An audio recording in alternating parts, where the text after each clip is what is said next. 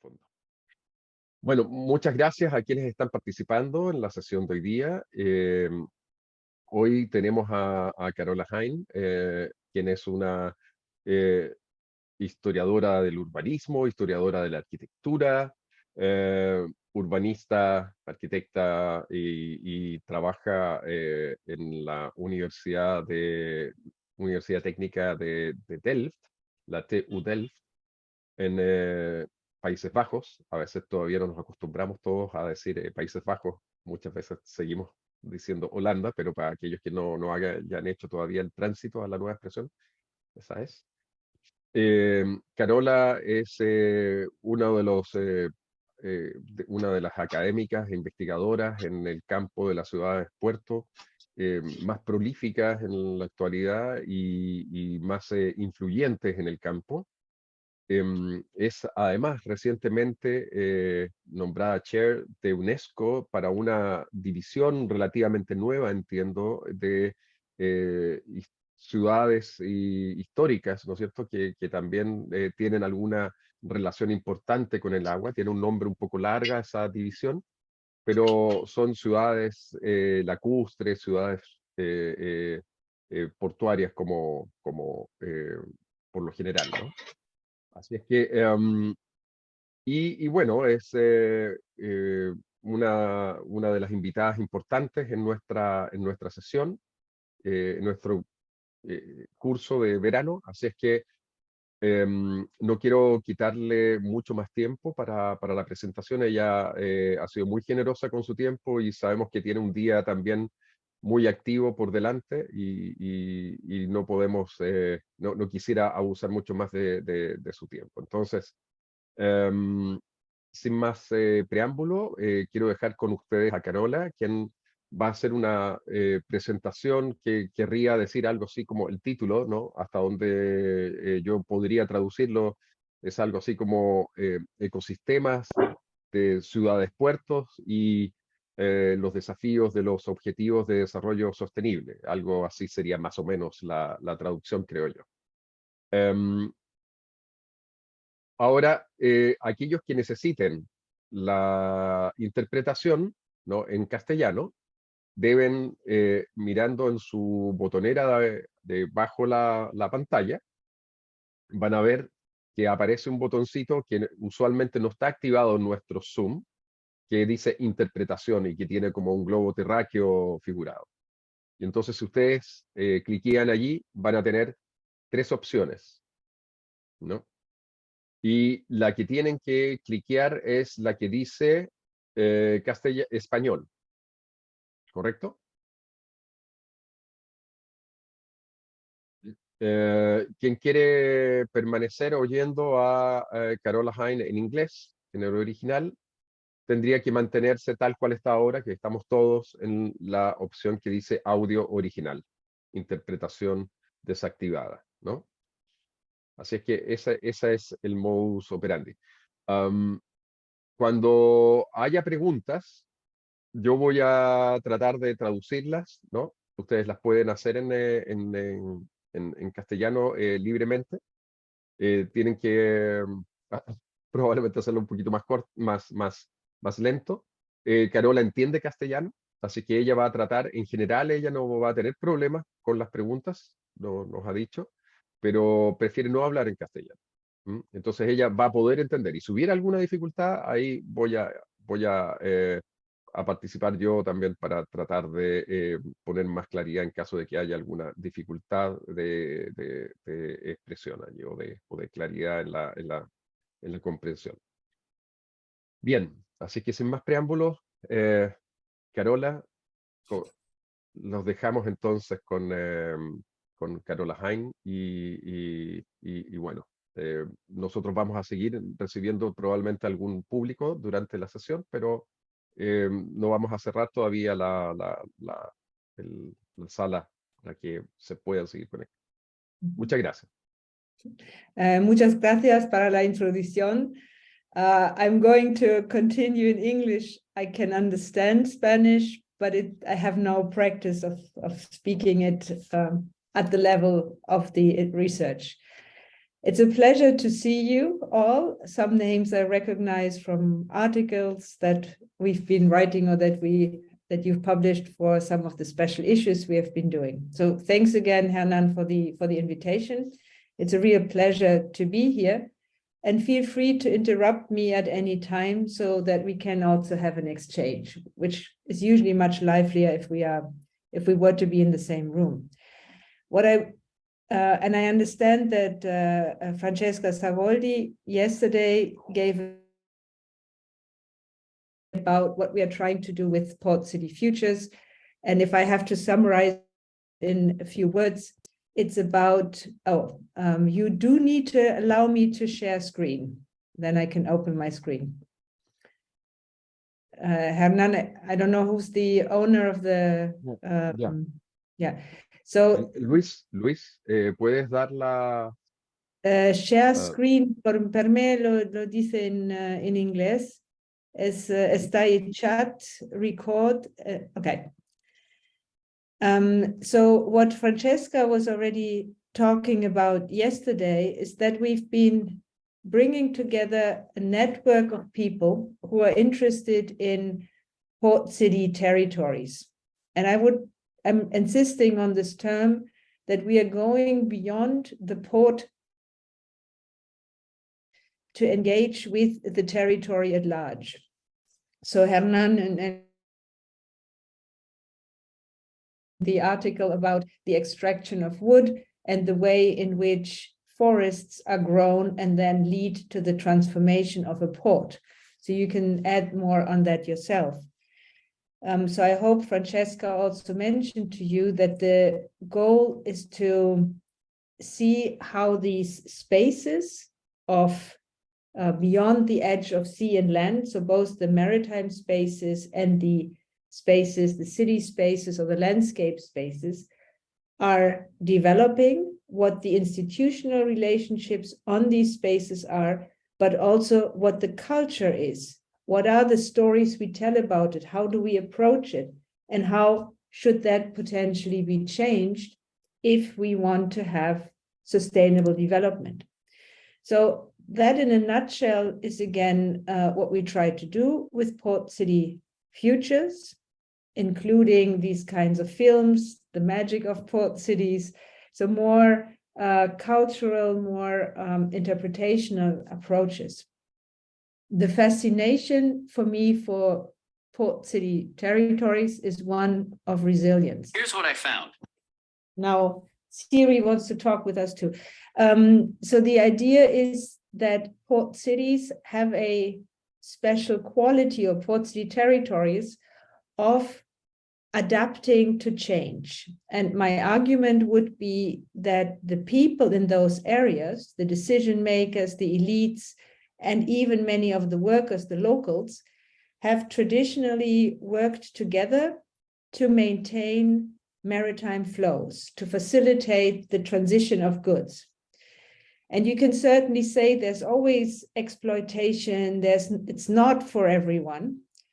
But I do think that over time, there have been systems where a bigger part of populations has worked together.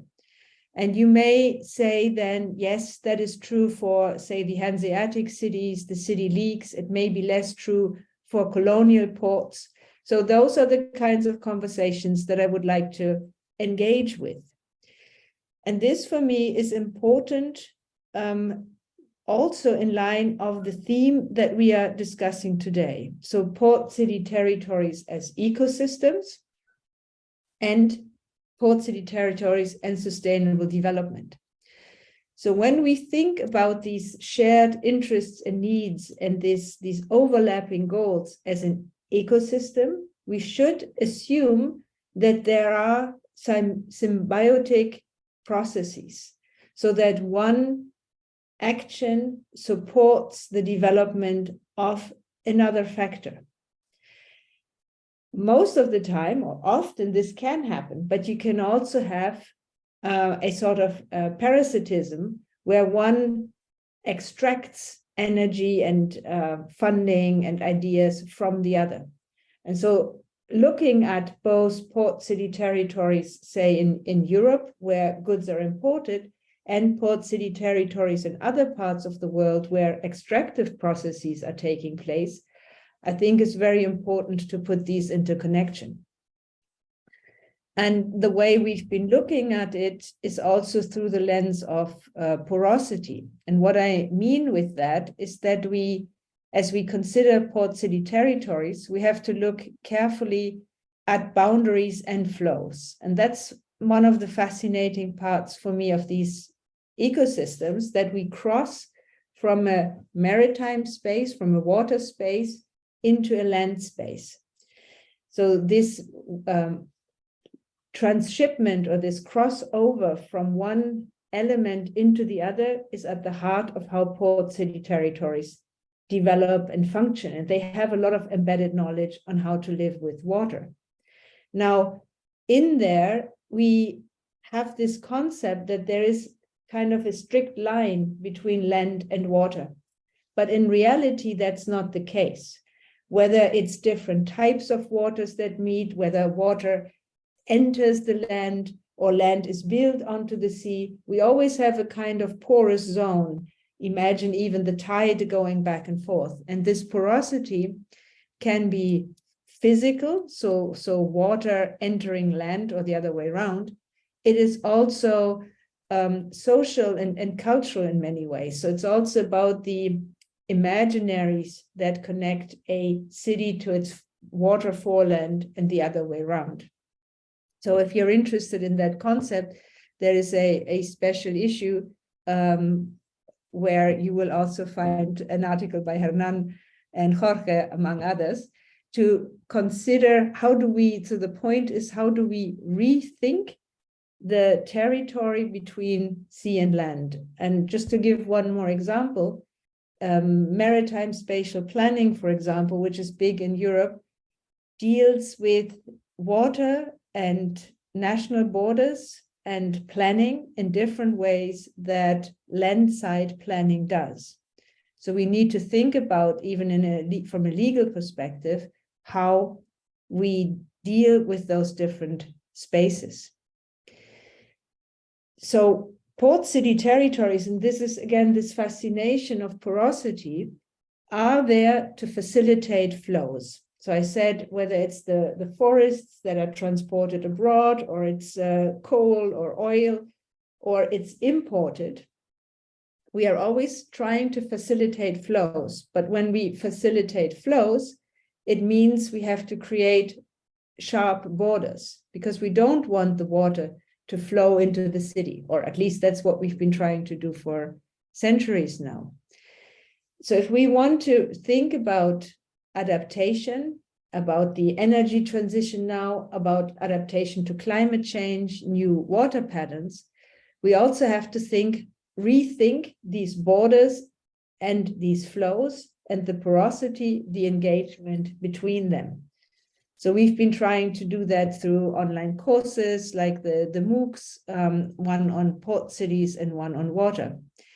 And I did want to show you this image with this by one of the learners of our port city course, Cristian Moreno from Valparaíso, who has actually helped me a lot learn about how Valparaíso works and how you engage with these territories. So to understand these ecosystems, you can have both a scientific approach, and you take the natural ecosystem concept, but you can also do it more from a cultural and mental perspective, where you look at this engagement of land and sea and the crossovers. And then it can be, and I've found from Christian this analysis really intriguing. Again, you know much more about Valparaíso, so it'll be a nice point for discussion, is that there are areas, about the port, what he calls here the rigid port, that are really dedicated to shipping. And there are more areas where it's the fluid port, which I take to also mean leisure activities taking place, and a more fluid city. So how we define this engagement from one and the other can take place on multiple layers, which in the end are always interconnected.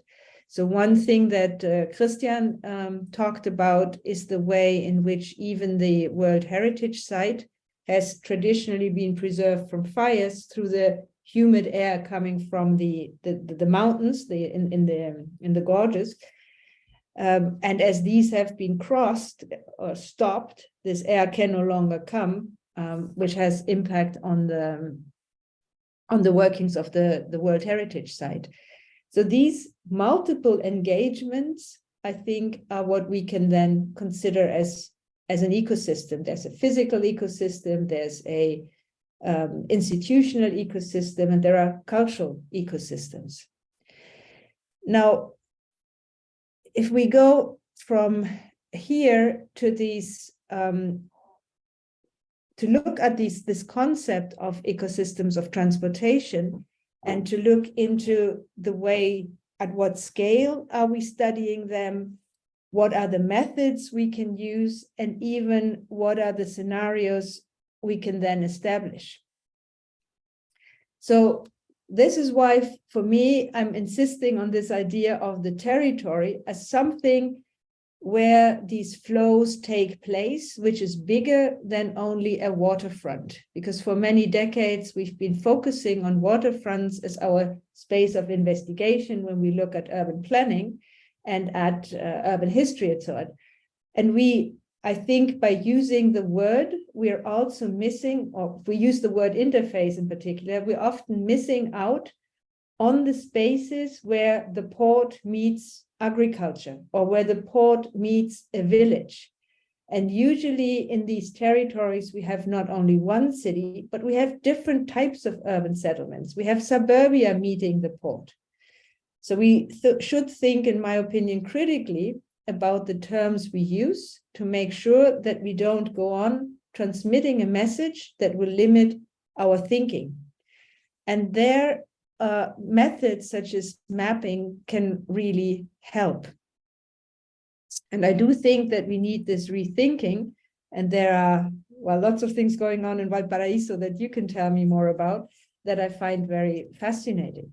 So with this idea of an ecosystemic approach to a port city territory in mind, that's what led me to say, what do we study as urbanists, as architects, or even as historians? When we talk about the territory, we need to start in the sea, because the ship, the size of the ship, the container, the energy, the fuel they use really shapes the port, shapes the city, the warehouses, and the logistics. To make it more concrete, we see now that many of these dry ports, so this big inland logistics centers, can be 50, 100, 200 kilometers away from the actual port, yet they are the answer to the growing ships. So for that reason, I think we need to start in the sea with the big ships. And you probably all have heard about Panamax ships and Super Panamax. So there's this relation between ship size and fixed infrastructure, like the Panama Canal or the Suez Canal, or the port infrastructure. So from the seaside, we go via drilling platforms, pipelines into the actual port, and the cranes, the sideline infrastructure, all of that has to adapt in line with the ships. Otherwise, a port is no longer a major international port, but may become a smaller regional port. And those are then the decisions to make. A city can say, or if the city government owns a port, a city government might be able to say, no, we don't want to grow because it will create a problem for our city. Most of the time that doesn't happen. And if the port is of national importance, well, then the nation will say, whatever the city wants, we will grow the port. And so this is currently, I think, an important decision of what is the function of a port. Is the function of a port to serve the city or the cities nearby? Or is the function of the port to serve the entire nation and maybe even beyond a single nation? So for whom does it generate value? And I think that is the discussion we need to have, where a port might say, okay, we stay smaller so that we don't impact negatively the city, or whether the Port Authority is asked to further grow. So this is what I've tried to capture here then with infrastructure, logistics, retail, etc., as all the spaces that are in some way port related. And then even the forest in the hinterland becomes a port related entity, or extraction of petroleum, or whatever you can think about. And it goes both ways. So it can start in the hinterland and be shipped away, or it can start from the ship and enter the territory. And the way, sorry, and the way if these are the spaces of the ecosystem, it doesn't mean that that same ecosystem is also represented and known as such. We will often see that whoever guides the institutional thinking will tell their own stories, their own narratives, or develop their own mindsets.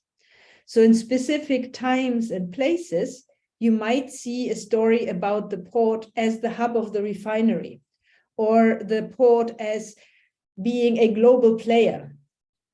In other times, the same port may tell a very different story. So it might not be very interesting. Let's say in Europe, the port of Hamburg will not say, oh, we are great on oil. That would be coming across very badly with the citizens, right? And ultimately, the citizens will vote for the government which owns the port. So the stories we tell about how the port functions and who is involved change over time. And so that's what I tried to capture with this line. What is the scientific media, the corporate media, the popular media?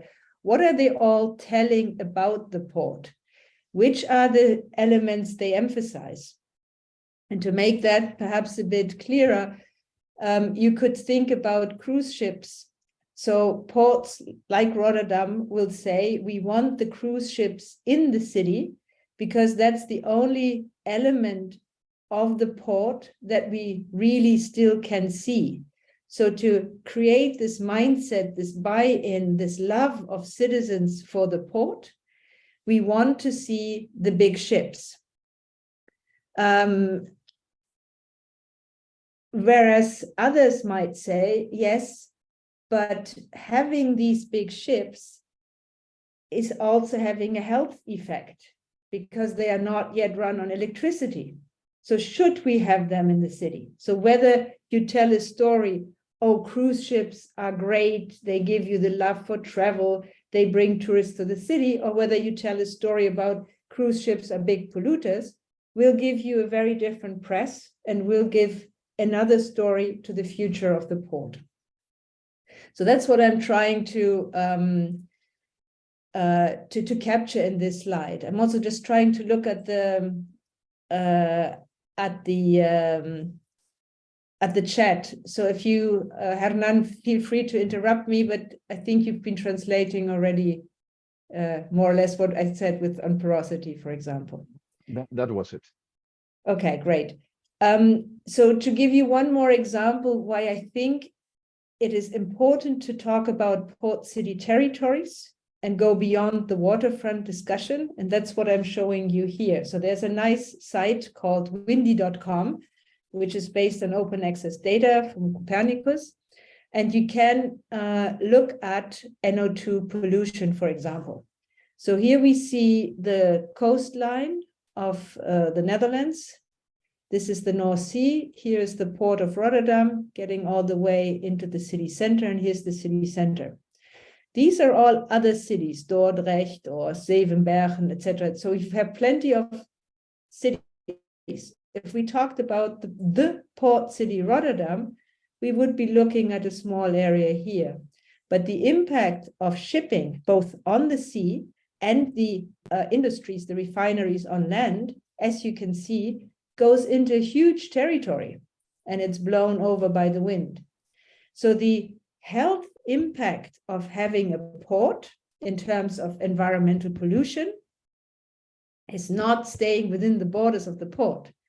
So everybody who's impacted by it should have a say, right? So you should say, if I'm breathing in that bad air, I want to have a say on the port. But often it's even more complicated than purely air pollution. So there's a tiny little village somewhere around here in the port, historic village, and that port, that village has the people living there have a very long life expectancy.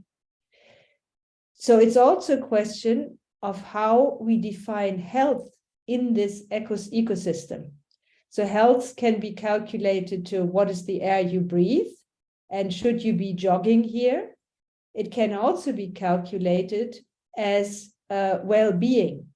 So if you have work, if you have money, if you have good shops for food in the proximity, this all increases your health. So you might be living in a very bad air, but you might have a lot of other factors who contribute to your longevity.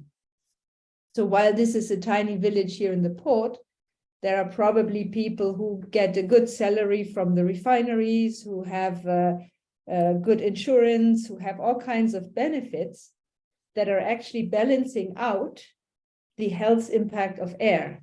Whereas you have a migrant district where these health impacts of air come on top of less education, less funding, less access to insurance.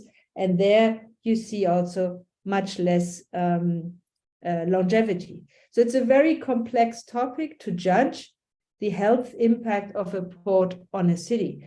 And we've tried to capture this in these images to say it's always a kind of gray zone. The cruise ships are great in some ways. They're beautiful, they're attractive, they make you dream of tourism, but they're also polluting.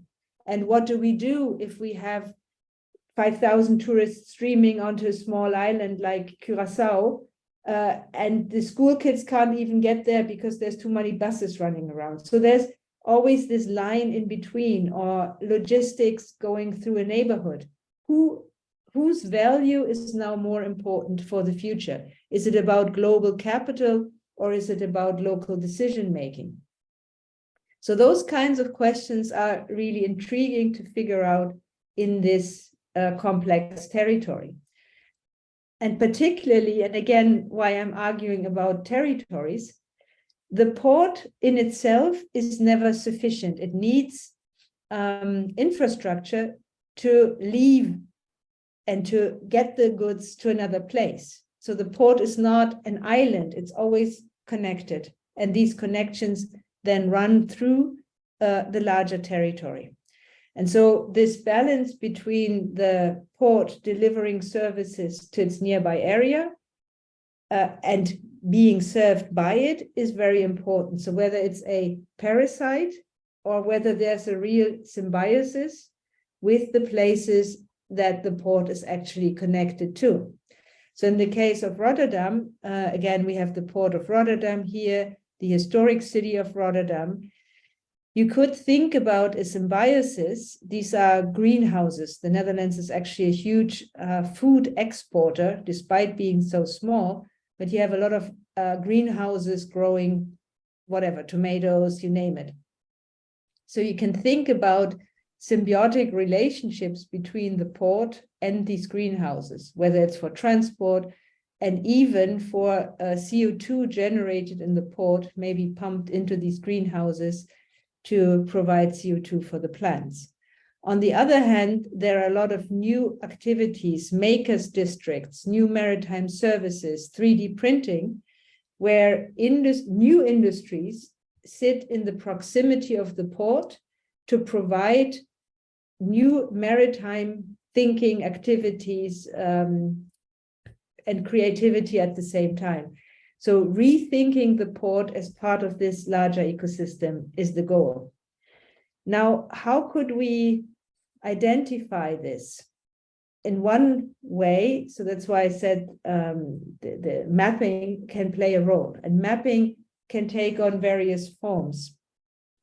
So we've tried to do for the North Sea mapping of port city territories through history.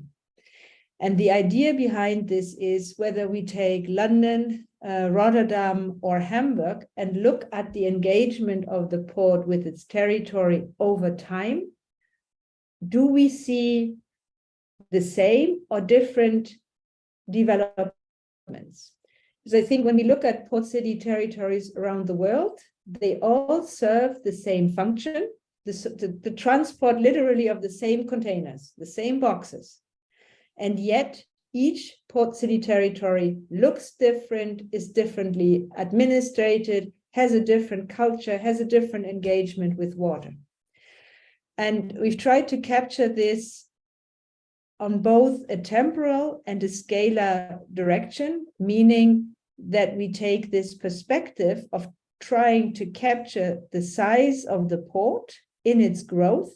So from here, Rotterdam being a very small port in a very small city, growing over time through the centuries until today.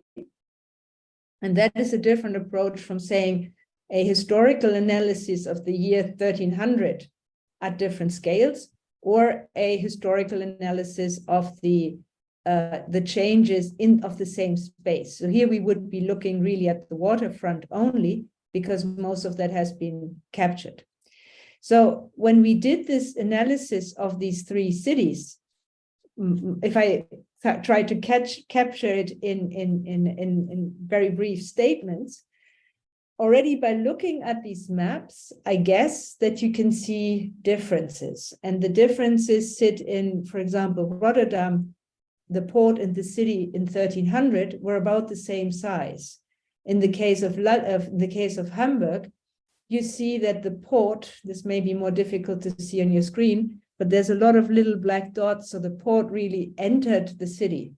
In the case of London, the city is much bigger than the port, even though we all know that London is a big colonial port. Britain ruled the waves. Still, the transshipment early on was at the so-called legal case. Now, if we look at these developments over time, for each of these cities, we see, I would argue, that in the case of Rotterdam, the port was always in the lead. So you kind of see the port sneak out and run away from the city, and the city trying to catch up, or actually the cities, because this is Rotterdam, but this is already The Hague. This is Delft, where my university is. And there's lots of other cities. So we see an urbanized territory. We see agricultural areas like the ones with the greenhouses. And we see traditional places even located in this area. So there's one big port, but a number of different sized urban entities. So that's a very different ecosystem than the one in Hamburg, where we are dealing with a city-state. So Hamburg is both a city and a state until today. So it's one of the German states. And the port has always, so the city and the port have grown their institutional borders, but the port has always stayed within the borders of the city. There had been plans to create a port out on the sea, but those didn't come true. So there's a real tandem between the interests of port and city, and one controls the other to a higher degree than in Rotterdam, which is one of the reasons why I think there's a higher mindset or a higher port city culture. In the case of London, the city has been so dominant, even though these constructions for that the privately run port has basically been pushed out or run away from the city, where the city government has had the main control. So in that sense, everybody hosts the same goods and ships and containers. And yet, in relation to the urban form, we have very different, or the landscape, we have very different spatial patterns and institutional practices and even cultures. think also about the economics of the port, landlord ports, etc., different practices. So while taking this approach, we have said we want to look from the sea to the land. And this is again this idea, let's start with the ship, because a ship could choose from wherever it is to go to one or the other city. And that means they have we need a different look at national borders, for example. If we look at the North Sea here, this is Denmark, we have Germany, we have the Netherlands, we have Belgium, we have France.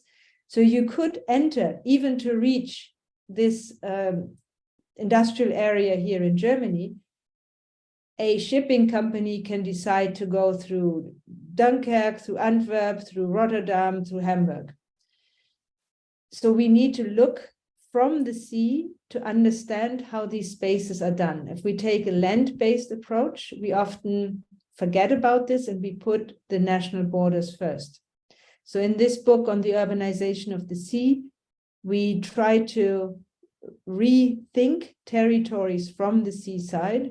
And now in this book, which will be out in a few months, I hope like in April, we have started to look at maritime flows and identified for each of the 4 European seas, so the Baltic, the North Sea, the Atlantic, and the Mediterranean, the 25 leading ports. And what you see then is also so let me go back here one second. So what we see here is that Europe is really a continent with a lot of coastal ports. From those, we've only identified a few, but the idea is that we develop a methodology where we identify both the amount of cargo that goes through a port and the size of the territory that it is located in, so the number of population, etc. So we've now made 100 of these cards to show how complex these port city territories actually are and how complex these ecosystems are, because you see that often there's not even only one port in a territory. There are multiple ports. Sometimes they compete, sometimes they collaborate. And the way they function is very much dependent on how this hinterland is being built, how much infrastructure is there. Are there mountains? Is this flat land? So these, all of these things are very influential. And when you look at the Mediterranean, for example, out of these 25 leading port city territories that we identified, just look at how many of them are in Italy. Now, Italy sticks out. We all know the form of the boot. Yet each of these territories is very different. So these will be some of the maps that are only the Italian port city territories. And in Italy, you have a new or a recent approach at combining port city territories. So you have an authority for ports that takes care, for example, of Naples, Castellammare, and Salerno, 3 different ports. Now this port system is embedded in a territory that has some thousands of years of history with lots of small institutions, each of which has a different goal for its own territory. And that's where it becomes really complex, because most of the ports, I would argue, the tricky part is no longer necessarily the coastline, although there's also challenges, but it's very much about the hinterland. And if the port wants to find access to the hinterland for extraction or for logistics, they need to have the appropriate infrastructure, the land ownership, they have to get buy-in from the communities. And I do think that those are the places that are most tricky currently to plan for. And that's the places that need the most attention. So to come back to my point on the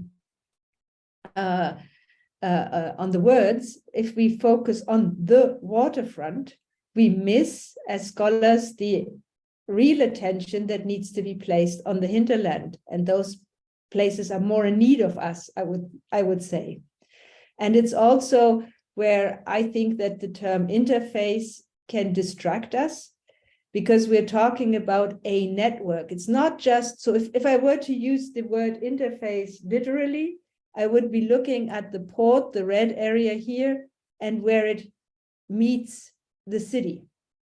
But that's only a small part of the problem. So that's why I've been trying to either weaken in some ways or rethink the concept of the interface from a larger perspective. Here's another example from Bilbao to just give you an idea. And it also still shows different colors, so it's not completely finalized yet, but it is getting to the printer. And I have to say I'm quite excited about what this will be. And just to give you one more idea here, these can be very different. A place like Algeciras, for example, even crosses water.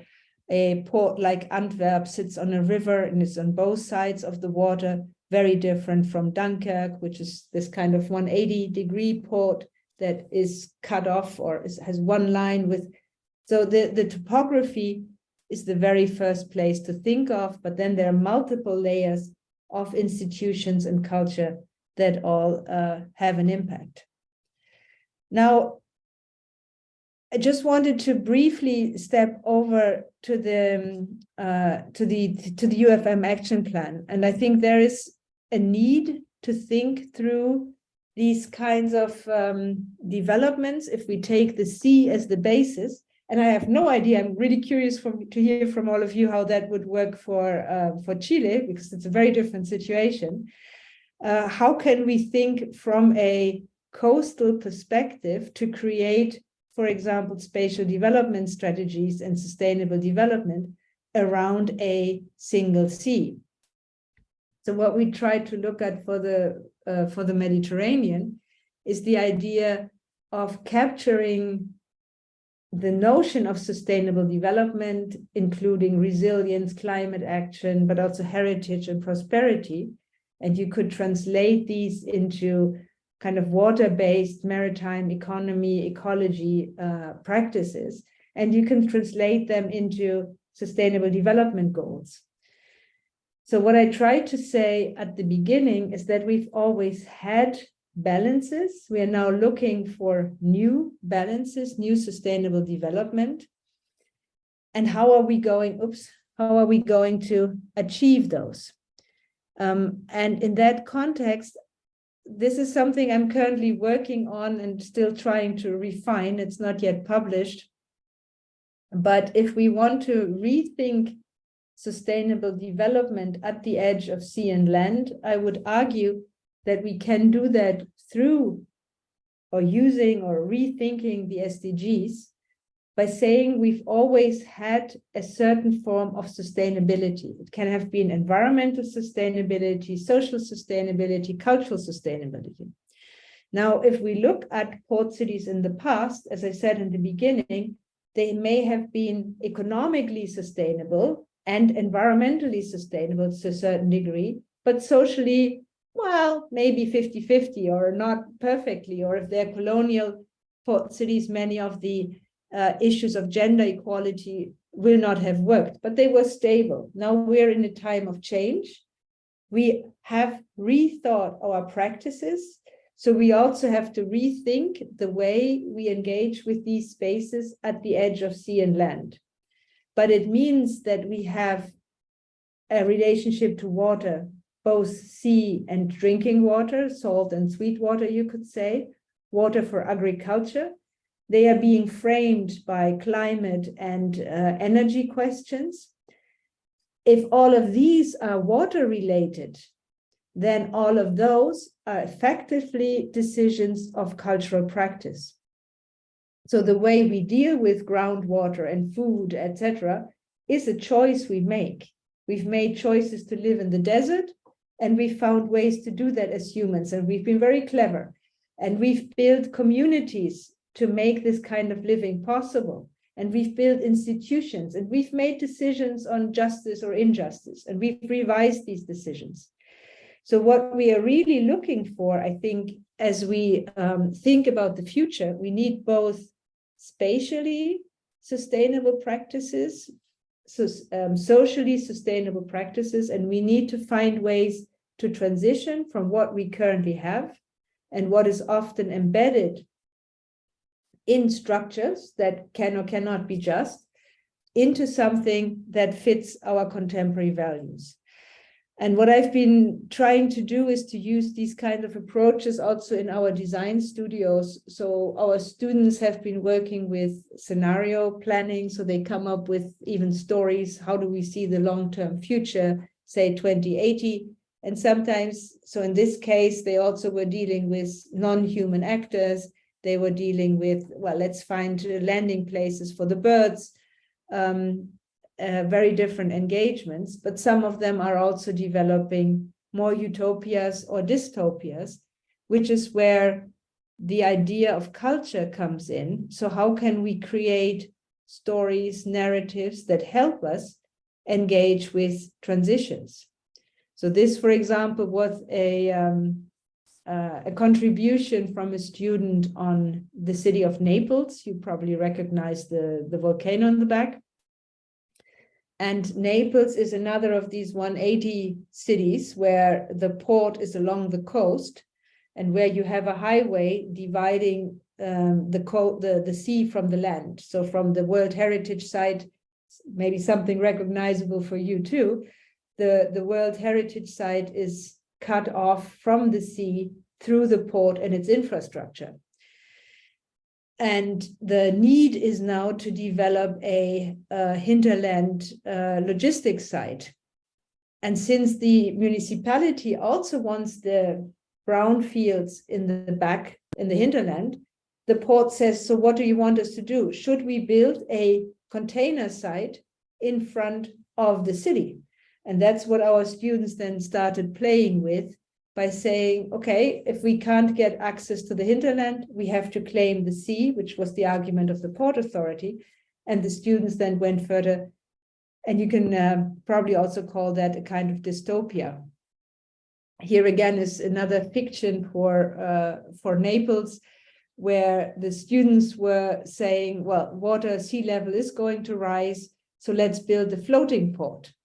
So I do say I'm showing you these because I think that we need to, in order to change our minds, we also need to have these very extreme thoughts. And in some ways, I thought that Naples, also thinking back of Cristian Moreno's mental map, maybe these are kind of interesting themes that speak to each other. So it goes as far as these kinds of drawings from our students, or much more concrete investigations on how can we change oil ports or oil stuff, or this maybe I'll stop. I will show you a few more images, but then I'll stop. So this is the idea: what do we do after the explosion of the port of Beirut?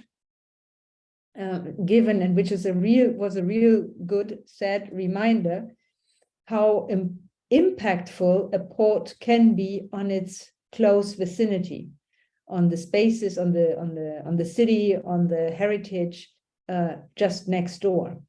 So the point is, port city territories, or ports matter, port city territories matter. We cannot do without ports. So some of our students always want to just erase them, but that's not going to work either. We have to find a careful balance between so that we find the right added value of the port for the city and of the city for the port. And so those are the kind of messages that we also embed in these courses that I mentioned before. One is on reimagining port cities. So these are open access courses where anybody can sign up, take a look at a couple of films and contributions and contribute or not. But if you're teaching, it might be nice to just explore them. Another one is focused more on water, which is also the theme of a serious game we have now been developing, which is called Water Values. And yes, so we're trying to build a narrative, an argument, a discussion on these themes of space, society, and culture, also through the blogs here, because we are convinced that port city territories need attention, we need new concepts, new words, we need new tools, and we have to bring that in one way or the other to actually the practice and the spatial planners, the decision makers that are actually working on these sites. So I'll stop there. Thank you very much. Hey, thank you very much, Carola. So this was a wonderful presentation, really, really interesting and motivating. You know, it gave us lots to chew, you know, for a long time, I guess, you know, to everybody. So thank you very much. And so now we do have, you know, the floor open for everybody to I don't know, make their own contribution, comments, or questions. I will say now that in Spanish so that everybody can also understand us. Recuerden que ahora ustedes tienen el espacio, ¿no? Para poder hacer preguntas, comentarios, ¿no? Carola va a poder entender en castellano, así es que no se limiten en ese sentido. Yo voy a ayudar en la medida en que eso sea necesario. Así es. Así es que ahora queda el espacio para observaciones y preguntas. Ok, nuestro colega y amigo Jorge Budrovich. Jorge, por favor. Hola Carola, un gusto escucharte, un gusto verte. Disculpa que no pude prender la cámara antes. Insisto, muy interesante tu presentación, no me esperaba menos. Nos aporta mucho en nuestras propias intuiciones, tópicos que nos interesa investigar. Y a propósito de esto último que mencionabas y que tiene que ver con yo sé que es un tema permanente, pensaba en las representaciones de la relación ciudad-puerto, pero también en algo que me llama especialmente la atención, que es la relación entre los soportes con que uno elabora esas representaciones. ¿A qué voy? Cada época ha tenido unos determinados soportes, ¿cierto?, que tienen que ver con las tecnologías, donde se realiza una inscripción, ¿cierto?, de lo que estamos imaginando. Nosotros, que también somos unos soportes, somos soportes humanos con límites y posibilidades, ¿cierto?, de ver. Y bueno, estas diferentes soportes y tipos de representación son, por ejemplo, los dibujos, los planos, el cine, pero ahora tenemos algo que mencionaste recién, los juegos serios, los videojuegos serios, que nosotros en un proyecto anterior con Hernán, con unos australianos, vimos que ellos recurrían a un juego serio que se llamaba Cargonauts, que está online, ¿te acuerdas, Hernán? Y que fue exhibido en el Transmedial en Berlín. Era un juego de unos estibadores, ¿cierto?, que organizaban una huelga en un terminal en el Pireo, en Grecia. Entonces, claro, yo creo que estas formas de representación que solo se hacen posibles con estos soportes que son muy actuales, nos ayudan mucho a entender también las complejidades de esta relación ciudad-puerto y de estas relaciones que tienen con el hinterland, con los entornos cercanos, ¿cierto?, que son diferentes escalas y que cuesta verlas con nuestra simple percepción, ¿cierto? Hay que hacer mucho esfuerzo, hay que hacer un esfuerzo de abstracción. Entonces yo quería preguntarte sobre qué límites ves tú a estas representaciones, a estos recursos. ¿Qué es lo que no nos dejan ver? Sobre todo pensando en que durante uno de los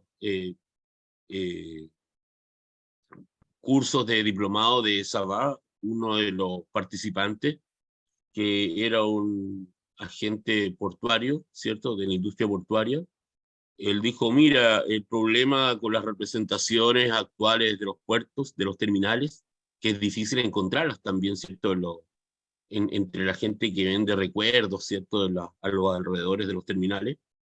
Decía él, es que son transhumanos, posthumanistas. ¿Mm?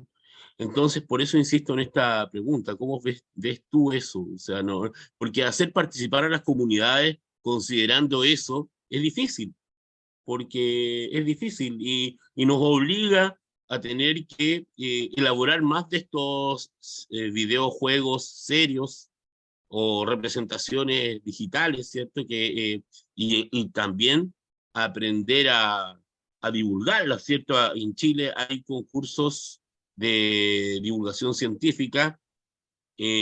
Con Hernán intentamos postular, ¿cierto? Para relevar el tema Ciudad Puerto, pero no siempre con éxito. Ahora sí hubo un éxito recientemente, por fortuna, pero yo creo que es un desafío también. Pero eso, hablé harto. Gracias, disculpa por extenderme tanto. And maybe, Hernan, you have to help me clarify what the exact question there is. I think you're asking also, how can we make this, how can we actually improve it, and how can narrative stories help? Am I getting that right? Or am I missing something, Hernan? You are getting it right, but it is not only like a narrative in writing or in text, but also, you know, in other kind of codes maybe, and different ways of instantiating a message. So it can be mapping or anything that, or this kind of game. So, but the main question is, how do we deal with representation of different alternative developments and the dilemmas? I guess that is more or less part of the problem. And I think one of the answers is what Francesca is doing. So when Francesca talked to you, so Francesca's goal as a postdoc is to bring port contestations together. So to give people a voice and allow Valencia to talk to Piraeus, to talk to whatever other city where these conflicts are taking place. And that's one element, because I think, and for example, one port sometimes said to me, well, those are things that academics can do. Those are not things that are directly in the goals of a port. And I do think, I'm just trying to think of examples, but in Philadelphia, for example, my former hometown, you had you really missed waterfront redevelopment. Camden on the other side was advanced. And then you got a new coalition. So Harris Steinberg at the time put together a philanthropy with a journal, with a university. So not really port players, who started to shift the dialogue. So I don't think there's one single answer. It's not one game that will make the difference, or one podcast, or one this, but it is about I think it's about all these tools together, creating more port city culture, more awareness. We need to bring the port and its activities back into our thinking, into the thinking of the people, because then they also have an interest in starting to share it. And it can't be an image like this is the port of the 19th century. No, we have modern ports. We need them. We all wear clothes that have come through them. So let's be aware of what they are. Let's know what they are. And let's even educate people beyond the pure maritime shipping logistics sectors. We need architects who know to talk about the port. We need I don't know, school teachers, museum people who know the port of today to recreate from a complex perspective these maritime values. That would be my answer. Not sure if that helps. Okay. Yo voy a seguir el orden de las palabras como yo he visto que se han ido presentando, porque tenemos algunas preguntas que se quieren hacer oralmente y hay otras que se han ido presentando también en el chat, ¿no? Así es que inicialmente Darío nos consulta, ¿no? Primero agradece la presentación, Carola, y se pregunta por el rol de la autoridad. Yeah. Y el rol de las grandes navieras, las compañías navieras, ¿no? Y los daños que pueden generar. Él está pensando principalmente en los puertos, ¿no es cierto?, del hemisferio sur, que a menudo están más bien congestionados y que tienen una alta contaminación también. Yeah. ¿Qué piensas sobre el rol que están jugando las grandes navieras y los impactos negativos que pueda esto traer a las comunidades? Yes, and I think that's also a question about competition again, because as soon as one port says, if Rotterdam says we don't take the coal ships from Russia or the polluting ships from a specific nation, then Antwerp will say 100 kilometers over, we'll take them. So we need to have, and maybe I'm thinking too much of the European context, but we need to have a European policy that allows the ports to collaborate to a certain degree and not only to compete, because otherwise they will not be able to make these kinds of legislations that say you have to have electricity, ship to shore, etc. Those kinds of decisions. And then it's very much about international laws and that kind of control to control those companies and that run the big ships and construct them. So who has the power in hand is the question. One single port will not be able to make a difference in that context. Ok, muchas gracias, Carola. Muy claro. Tenemos también la pregunta entiendo que esto debe ser Saba Asrari. Si es que puedes, Carola, desarrollar un poco más la idea de ecosistema portuario o ecosistema y ciudad puerto, ¿no? Dando quizás o intentando alguna definición y si es que tienes algunas referencias sería interesante también, ¿no? Saba es una investigadora también y consultora que trabaja en esta temática. Perdón, Hernán, no es esa la pregunta, es sobre Hazla, por favor, el término de ecosistema. Yes, so the notion of where the notion of ecosystem comes from. Sabah, there's a new special issue coming up in maritime economics and logistics, where we've tried to work on this idea of symbiosis.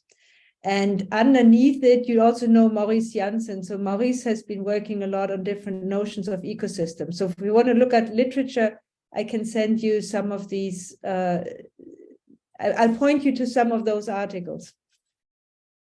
Does that help? Okay. The introduction is not published yet, but it is almost there. It should be, the special issue should be out in May, but most of the articles already published with an idea to looking at this concept also of symbiosis. Okay, thanks, Carola. But I think it would be also interesting for all the students and the participants of this workshop, if you can just give a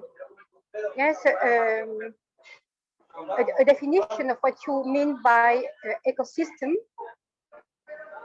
I think it would be great.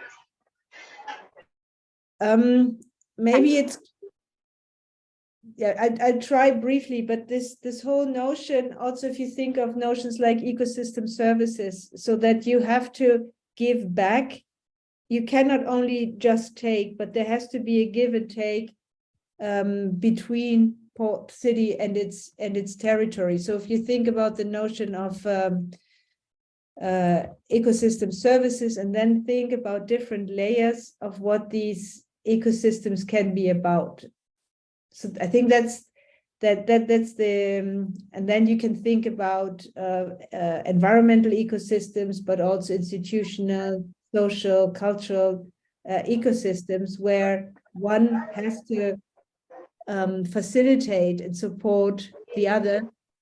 So you cannot just take the woods out of the forest without replanting. So there's always a give and take situation involved in it. Maybe I leave it at that. Okay, thanks. Ok, tenemos entonces ahora la pregunta de Fernando, si la puedes tú decir, por favor. Sí, hola. Mi pregunta es netamente conceptual, porque escuché en tu presentación que hablabas de parasitismo y también he escuchado mucho el concepto de simbiosis. Entonces me pregunto si es que lo que ustedes están estudiando en relación al concepto de simbiosis apunta a una relación más mutualista entre ciudad, puerto, entendiendo que a los conceptos hay que darle contexto. Yo me pregunto entonces si lo que ustedes apuntan es a una relación, ir al mutualismo, digamos, una relación mutualista, ya que ustedes también identifican que hay relaciones que pueden ser más parasitarias, ¿no? Ya que hablamos de simbiosis. No sé si me entienden la pregunta o el profesor ahí me puede ayudar. The connection broke up for me a couple of times. So maybe, Hernan, if you got it, maybe you can summarize or repeat. If I can translate it properly, I guess that the problem is what are the concepts of and how these concepts relate to one another. The ecological concepts that you are using, like parasitism and symbiosis and ecosystem. So, ¿puedes repetirla un poco más o elaborar un poco más la idea de tu consulta, Fernando, para poder captarla mejor? Pues a mí tampoco me quedó del todo claro. Sí, es que en simbiosis, que es un concepto de la biología, Sí, se habla de la simbiosis parasitaria, pero también se habla de la simbiosis mutualista. Entonces, Sí. como la profesora planteaba de que la relación entre el puerto y la ciudad de pronto se vuelve parasitaria, donde uno obtiene la energía del otro sin que haya una devuelta, digamos, me pregunto si en lo que ellos proyectan en estas utopías o distopías, que hay una relación más mutualista. Esa es la pregunta. Sí.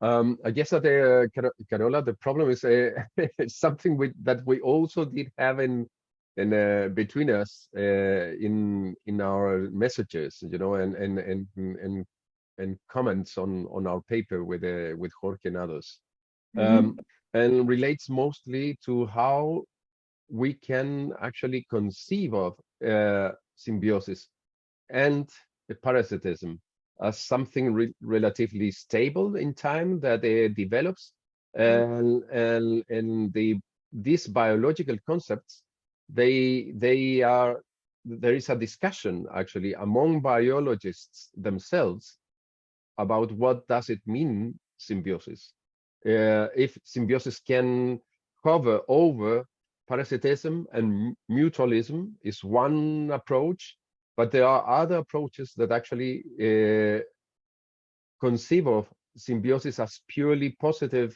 interdependent relations between the entities. But there are other conceptions of symbiosis that actually, you know, cover over both kind of positive and negative sort of interactions. If I can add something to that, I guess that has to do with the problems as well that we do have when we use normally, you know, this kind of trans or languages that transcend a particular field and translate it into another one. But I think that they normally are very useful and fruitful, no? But also we need to be aware that they can also, as in your case with the interface, they can also be blind in respect to some aspects. I guess that I was able to put more clarity on the question of Fernando, but it is a more conceptual question. I think it's an excellent question. I'm not sure that I can answer it to your satisfaction, which is perhaps also the reason why we used it for the special issue. So Maurice Janssen from Erasmus is looking at this theme. So he's working for the from a much more engaged, let's say, professional perspective. And so he has been promoting in his work and his thesis also this concept of symbiosis. And yes, you can, I'm not quite going in the way that you want to go, I think. The question is whether we should even be using these kinds of concepts and when they make sense. But what triggered me is also to say, do we even, it's a very positivistic approach to say, how can we make the port helpful for the city and vice versa? And which parts do we actually mean? So, and that's why I said it's not always, we cannot always have a positive impact. So that's when we asked in this call for paper also to think about the negative effects. So this parasitism aspect. I'm not saying that we've worked it out, and I would really invite you, I think there's now 8 articles that each of them has a very different perspective. And Hernan, we've had endless conversations on how to tackle this in some ways. But I do think if we can at least get to the question. Sabah, would you like to intervene? Or... Sabah, ¿puede Sabah cortar eso, por favor? So it's a question of maybe what triggers me in this is how can we think the relation between port, city, and territory together and to change it. And I think that's where we started using this concept. Not sure that it answers it, or maybe you're saying this is completely useless, or maybe you can help us. And I think that's what happened also in the discussions with Hernan, that we kept on enriching each other in our thinking there. But just to say that even between Maurice and me, we did not have exactly the same approach or the same conceptualization there. Gracias, Carola. Es un tema interesante el que tú levantas, Fernando, para seguirlo discutiendo. Yo creo que Carola y Maurice tienen además la disponibilidad para que nosotros podamos seguir colaborando ahí en eso, ¿no? Hay una pregunta también que... Gracias, Fernando. Hay una pregunta también de Raúl que plantea... Raúl, ¿tú no la quieres hacer? ¿Tienes mala conexión? ¿La hago yo? Si quieres la hago yo. Sí, mejor. Yo creo que es bueno que Carola pueda vernos también a todos. Hola, muchas gracias, profesora. Usted habló de la relación compleja que hay entre la interfaz y su hinterland, especialmente por las relaciones dinámicas que hay todo el tiempo en función del borde o de la constitución de la interfaz. Entonces, en ciudades patrimoniales como Valparaíso, donde yo vivo, hay un conflicto permanente entre los factores patrimoniales que impiden cualquier movimiento de ese espacio interfaz y por otra parte el puerto requiere esa ampliación permanente de sus hinterlands y por lo tanto las instalaciones infraestructurales necesarias. Acá ese tema termina siendo dominado más bien por la visión patrimonial, al parecer. Se han bajado bastantes proyectos de desarrollo portuario y no se termina de amarrar el conflicto de alguna manera. ¿Cómo se ha resuelto esto en ciudades que ciertamente tienen un largo pasado patrimonial mucho mayor que Valparaíso? Eso. Yes, and I've been listening in. I cannot give you a solution for Valparaíso, but I've been listening in with a lot of interest in whatever I hear from Sabah, from Hernan, from Cristian Moreno. So I only have like little bits and pieces of knowledge there, and from UNESCO. In some ways, this is what we're trying to get at with this theme of water and heritage. So I would say what we see is water managers, port authorities, they think about the future as if it would be almost an empty desk, an empty slate.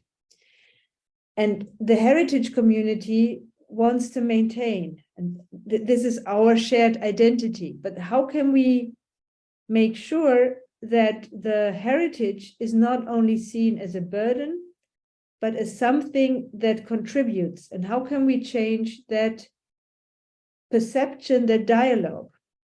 And it doesn't, and I don't have that answer, but that's what I'm trying to get to. When you talk to water managers or port people, they will often be very proud of their long history, and they will give us all the dates, and this happened and this happened. But why did it matter? That is much more difficult to actually capture. And what does it tell us then for the future? So can we be as bold as when these decisions were made? Or is it the opposite? Just, for example, the UNESCO World Heritage Site in Hamburg was originally created then when some 24,000 people were evicted from that area, and they built a warehouse district on it.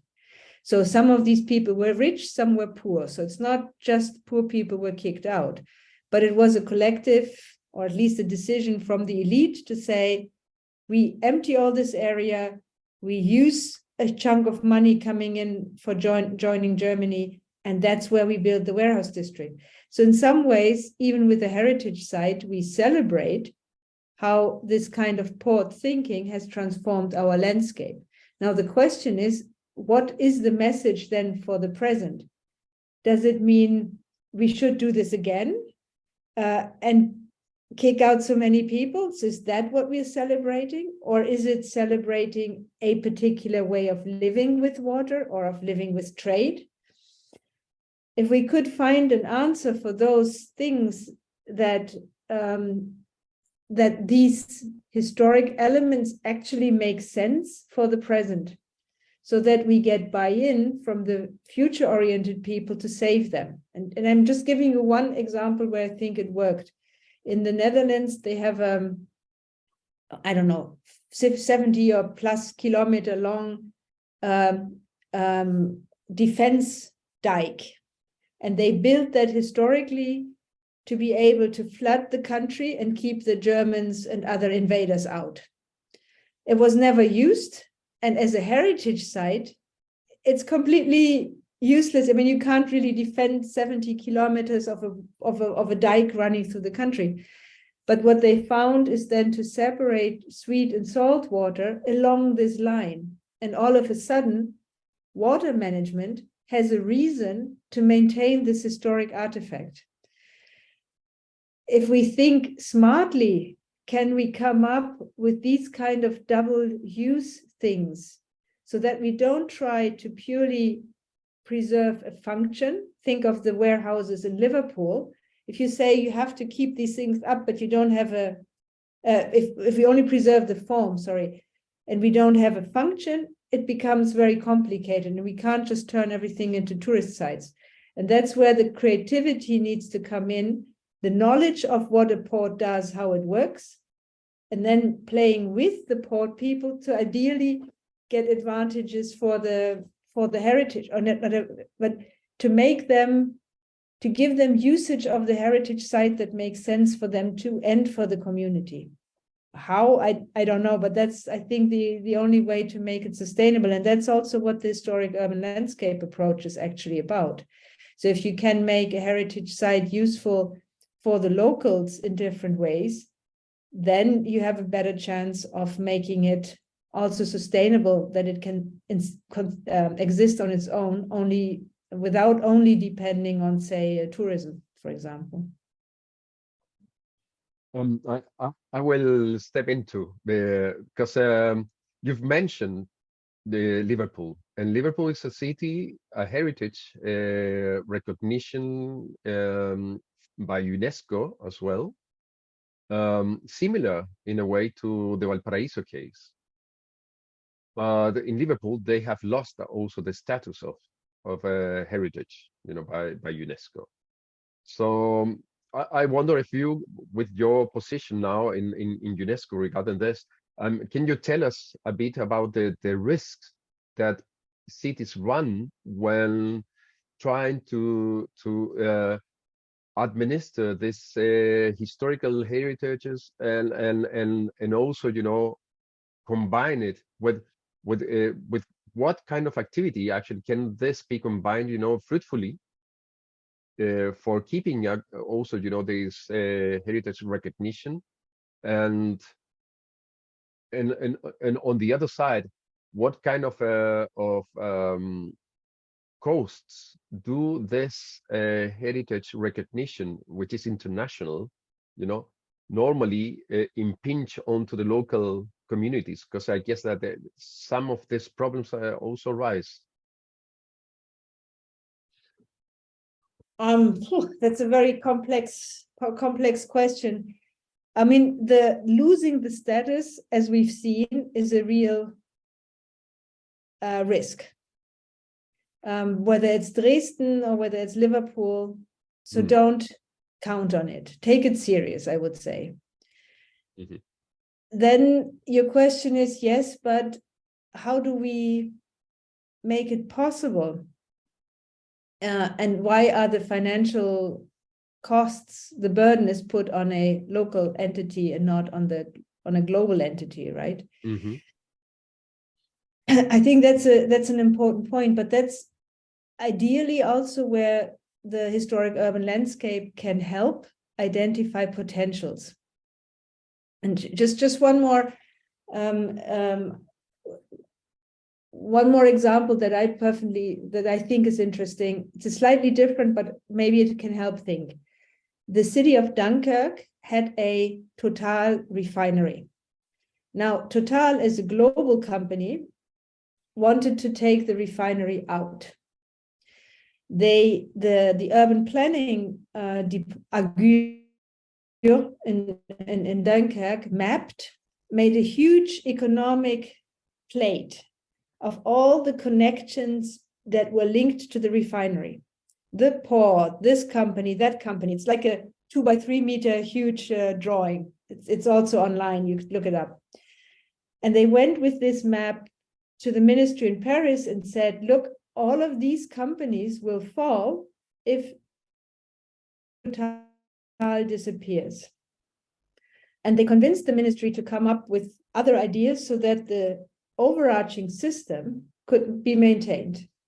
And they have since transformed this into all kinds of, they call it canvases, say a water canvas. So there's a canvas for industrial water, a canvas for drinking water, a canvas for water from the polder.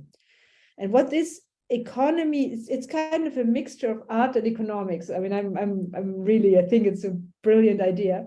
But what it has shown is that the water they pump out of the polder to keep dry feet is about the same amount of water that they put into the industrial water system as drinking water.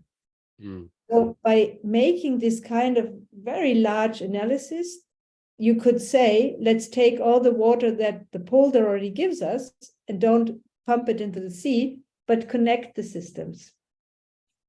So what I'm arguing for is to have a systemic approach, which is again embedded in the historic urban landscape approach, and to identify, so not just to look with a loop on the site itself, but to really say what are the larger territorial connections where we could get added value. Like I said, for Rotterdam, the greenhouses in principle have nothing to do with the port, and yet you can find connections if you look deeply, broadly enough. So this is not a concrete answer to this, but I do think finding other systems that are in need of space, of recognition, of sites, that's the place to look for new opportunities.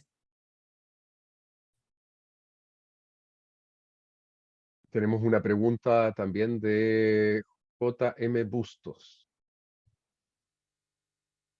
Y probablemente esa va a ser la última porque ya tenemos harto tiempo a Carola con nosotros.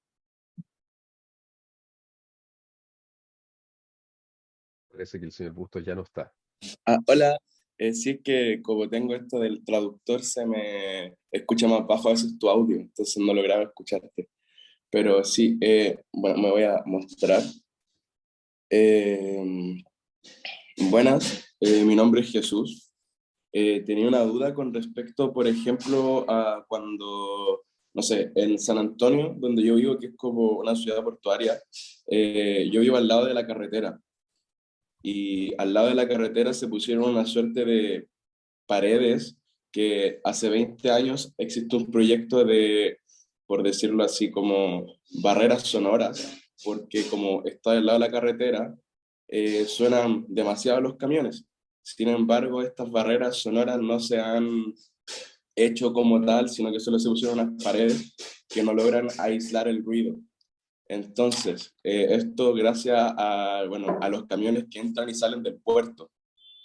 Entonces, lo que se ha hecho o las justificaciones que se han dado es que como en Chile, o al menos en San Antonio, no hay como normas estrictas con respecto a los hertz que puede tener la ciudad como producción de sonido, se usan diferentes leyes que están, no sé, por ejemplo, pueden tomar la ley de sonidos de camiones de Sri Lanka y usarla como referente para San Antonio. Y San Antonio no tiene la magnitud que tiene Sri Lanka. Entonces, claramente no van a producir el mismo sonido, por ende nunca van a sobrepasar la barrera. Entonces, mi pregunta es, ¿cómo desde las nociones biopolíticas, o cómo desde la biopolítica, o si tú conoces, desde la biopolítica se pueden generar como maneras de resistencia con respecto a la expansión, por ejemplo, portuaria, ya que en San Antonio hay diferentes proyectos que intentan ampliar esto llamado megapuerto e interferir, no sé, en diferentes zonas que se consideran como santuarios de la naturaleza. Entonces, ¿cómo desde la creación de biopolíticas se podría afrontar? O, por ejemplo, los mismos portuarios que, no sé, acá se les conoce como los cajones negros, porque quien trabajaba en el puerto moría, no sé, después de 10 años de salir del trabajo. Y con los cajones tapados porque, bueno, el estado en el que terminaban eran horrorosos. Entonces, ¿cómo desde esta producción biopolítica se podría generar una manera de resistencia a la expansión portuaria y a la depredación capitalista en ese sentido? Ok, gracias, Jesús. Carola, no sé si pudiste comprender el punto. I think I got it. Let me summarize and then maybe you Okay. want to repeat if I get it wrong.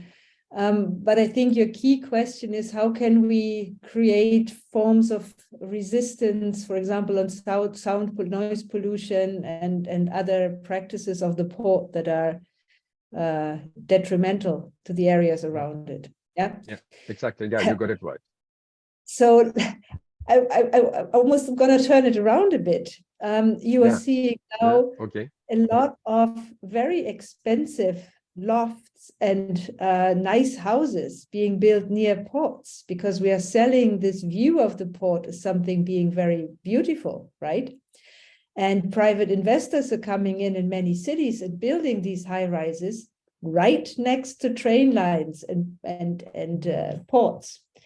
So the problem there then becomes that you all of a sudden have very rich, powerful people calling the authorities and saying, why is this train running again in front of my door?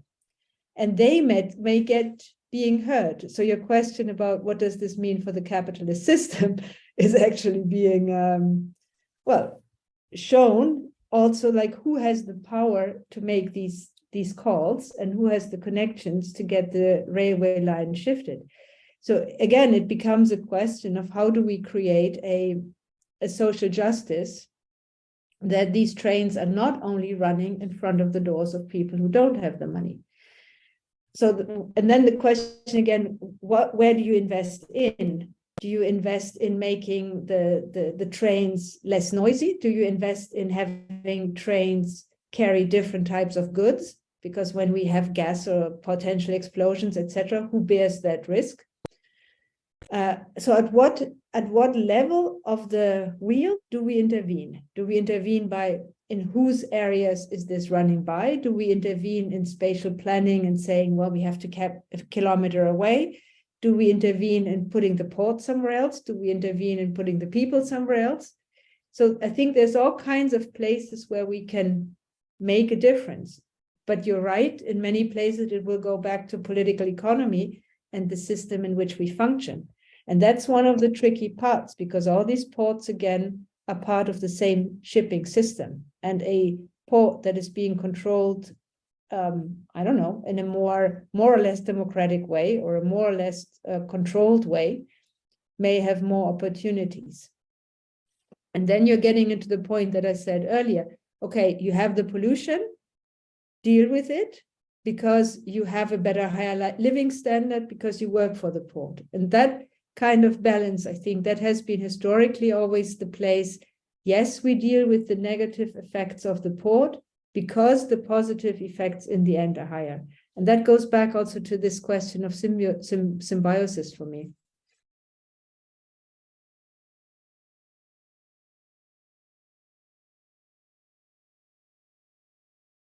Okay. Quisiera hacer que no tenemos más preguntas y para no seguir abusando de tu escaso tiempo también, Carola. Estoy esperando acá solamente que me diga algo el intérprete, si es que ustedes oyen la traducción en este momento, ¿no? Pues yo estoy hablando en castellano. ¿Está bien, correcto? ¿Sí?